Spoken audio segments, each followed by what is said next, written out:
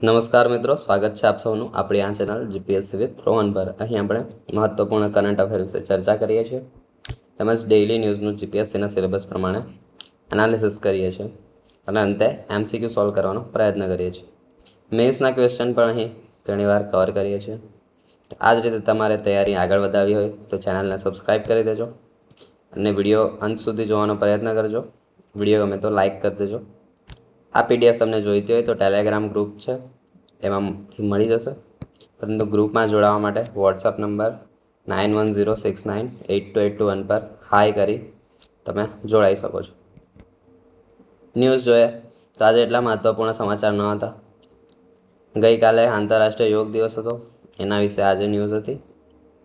મણિપુરનું એક operation clean અને અલ નીનોનો એક મેન્સનો ક્વેશ્ચન લેવાનો મેં પ્રયત્ન કર્યો છે. તો ઝડપથી આગળ વધીએ, સમય ન બગાડીએ. ફર્સ્ટ છે આંતરરાષ્ટ્રીય યોગ દિવસ. અહીં તમે જોઈ શકો છો news. Yoga for healthy ageing એનો થીમ છે. 12મો આંતરરાષ્ટ્રીય યોગ દિવસ છે. 2015થી શરૂ કરાયો હતો, તેથી આ 12મો બન્યો છે. ના મહત્વના મુદ્દા જોઈએ. 12મો આંતરરાષ્ટ્રીય યોગ દિવસ 21 જૂન 2026ના રોજ ઉજવાયો છે. યોગ દિવસ જ 21 જૂન છે. ડેટ યાદ રાખજો, થીમ યાદ રાખજો. Yoga for healthy ageing. Ageing એટલે કે ઉંમર, હેલ્ધી ઉંમર તો વધશે જ પરંતુ હેલ્ધી રીતે વધે એવી થીમ છે. 21 જૂનને આંતરરાષ્ટ્રીય યોગ દિવસ તરીકે ઉજવવામાં આવે છે. સંયુક્ત રાષ્ટ્ર એટલે કે યુએન તેણે 11 ડિસેમ્બર 2014ના રોજ યોગ દિવસનો ઠરાવ સ્વીકાર્યો હતો અને 21 જૂન 2015થી આ ઉજવાય છે. ઠરાવને 117 દેશોએ સહપ્રાયોજિત કર્યો છે, એટલે કે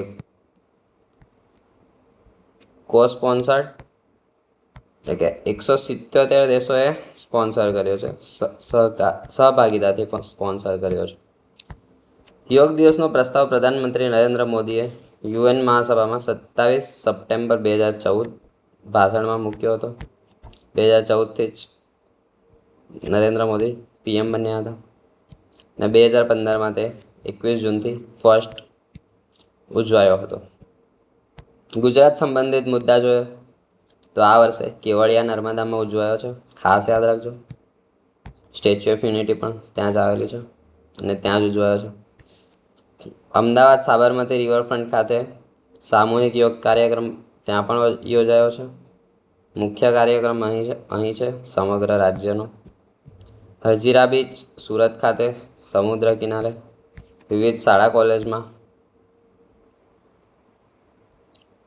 વન લાઇનર જોઈએ તો 21 જૂન 2026ના રોજ 12મો આંતરરાષ્ટ્રીય યોગ દિવસ ઉજવાયો. થીમ છે, અહીં તમે રિવિઝન કરી શકો છો. મિત્રો, રિવિઝન જ ઇમ્પોર્ટન્ટ છે અને એ તમને આ પીડીએફમાંથી મળી જશે. પીડીએફ તમે જરૂરથી ગ્રુપમાં જોડાઈ મેળવવાનો પ્રયત્ન કરજો, કારણ કે હાલમાં આ ફ્રી છે. ત્યારબાદ થોડી પ્રાઇઝ એમાં મેં રાખી શકું છું. તેમજ આ પીડીએફ તમે હાલમાં જોડાશો તો લાઈફ ટાઈમ તમને એક્સેસ રહેશે.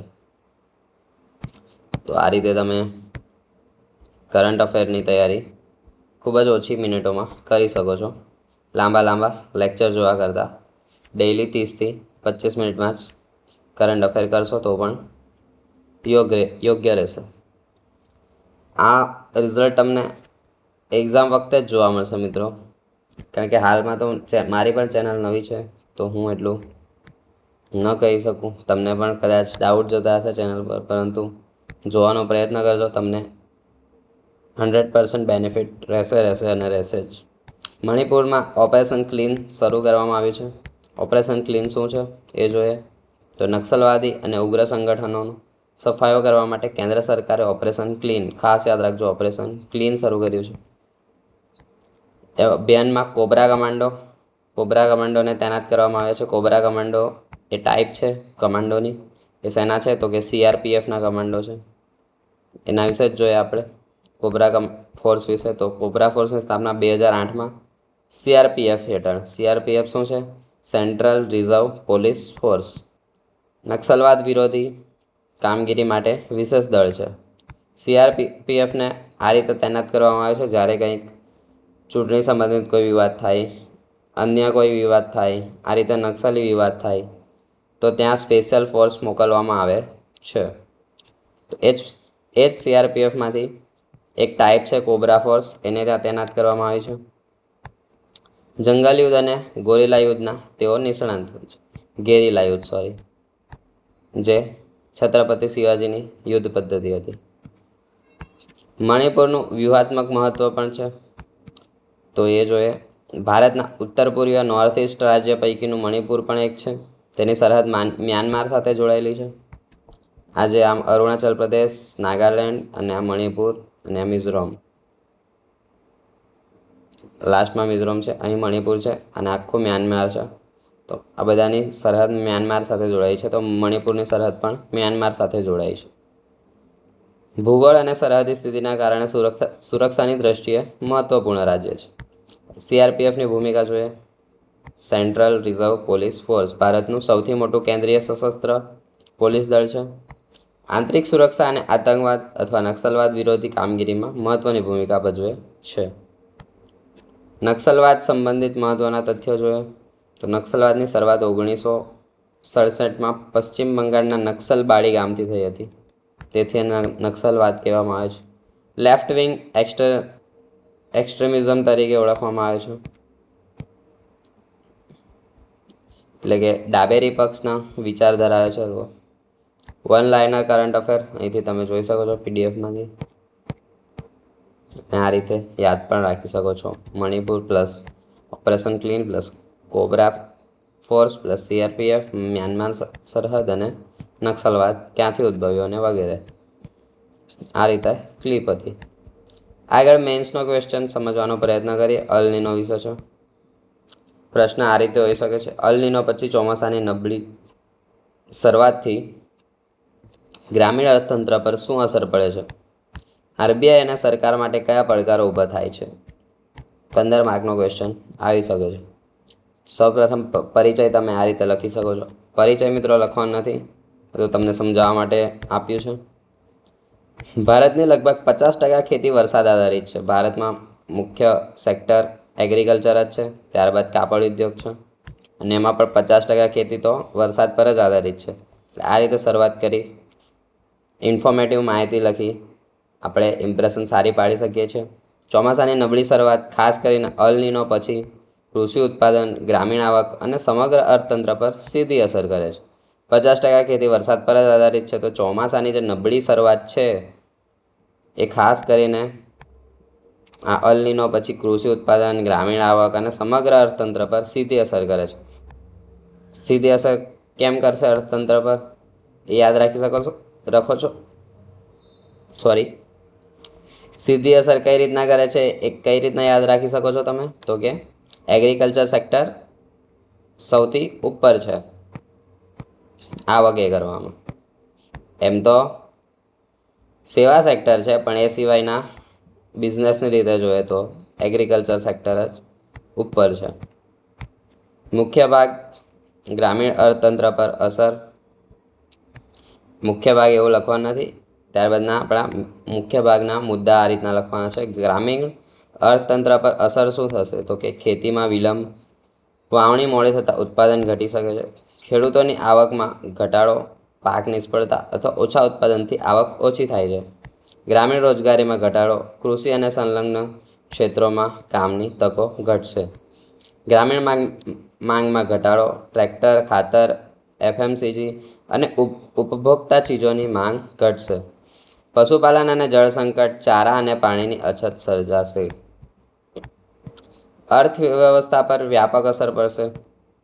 ખાદ્ય ઉત્પાદન ઘટતા ખાદ્ય ફુગાવો વધી શકે છે, જીડીપીમાં કૃષિ ક્ષેત્રનું યોગદાન ઘટી શકે છે, એટલે કે ડાઉન જઈ શકે છે, પુરવઠા શૃંખલામાં વિક્ષેપ સર્જાઈ શકે છે. આગળ જોઈએ આરબીઆઈ માટેના પડકારો જોઈએ. ફુગાવો વધતા રેપો રેટ ઘટાડવા અંગે મર્યાદા ઊભી થઈ શકે છે. ફુગાવો વધે છે તો રેપો રેટ ઘટે છે.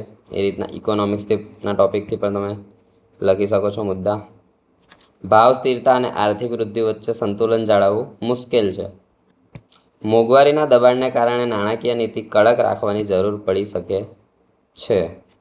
સરકાર માટે પડકારો જોઈએ તો ખેડૂતોને રાહત પેકેજ અને વીમા સહાય આપવી જરૂરી બનશે. જળ સંચાલન અને સિંચાઈ વ્યવસ્થા મજબૂત બનાવવી પડશે. આવશ્યક ચીજવસ્તુઓના ભાવ નિયંત્રણ માટે બજારમાં હસ્તક્ષેપ કરવો પડશે. મનરેગા જેવી યોજના, મનરેગા મિત્રો બદલી દેવામાં આવી છે, બીવીજી રામજી કરવાનું, એટલે કે પાસ થઈ ગયું છે. હવે બીવીજી રામજી યોજના થશે મનરેગા.